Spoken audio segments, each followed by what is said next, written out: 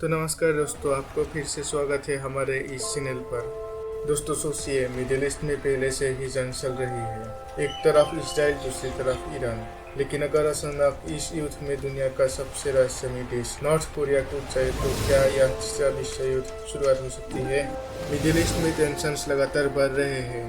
हाल ही में ईरान और इजराइल के बीच हमले और जवाबी हमले से पूरा क्षेत्र अस्थिर हो गया है। इस संघर्ष का असर सिर्फ मिडिल ईस्ट तक सीमित नहीं है, यह ग्लोबल ट्रेड, ऑयल सप्लाई और वर्ल्ड इकोनॉमी तक प्रभावित कर सकते हैं। अब सवाल यह है कि अगर नॉर्थ कोरिया इसमें शामिल हो जाए तो क्या है। नॉर्थ कोरिया और ईरान के बीच लंबे समय से मिलिट्री और पॉलिटिकल रिलेशंस रहे हैं। दोनों देश पश्चिमी देशों के सैंक्शंस का सामना कर रहे हैं और कई बार एक दूसरे का समर्थन भी करते हैं। इतना ही नहीं, एक्सपर्ट्स का कहना है कि ईरान, रशिया, चाइना और नॉर्थ कोरिया जैसे देशों के बीच एक स्ट्रेटेजिक अलाइनमेंट बन रहा है।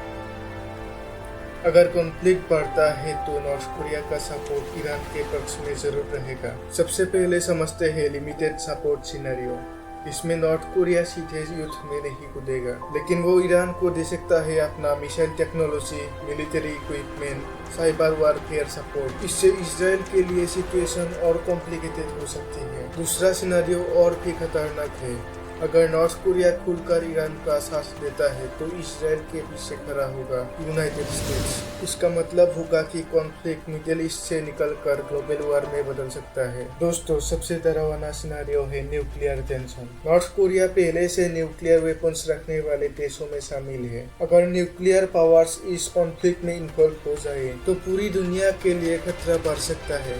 यही वजह है कि कई एनालिस्ट कहते हैं कि ऐसे कॉन्फ्लिक्ट्स को ग्लोबल लेवल पर फैलने से रोकना बेहद जरूरी है। लेकिन सबसे बड़ा सवाल यही है, अगर ईरान इजराइल युद्ध में नॉर्थ कोरिया भी शामिल हो जाए तो क्या ये वर्ल्ड वॉर 3 की शुरुआत होगी। आपका ओपिनियन क्या है, कमेंट पर जरूर बताइए। और फिर मिलते हैं ऐसे ही एक वीडियो के साथ। यदि ये वीडियो आपको अच्छा लगा तो आप इस चैनल को सब्सक्राइब जरूर करें।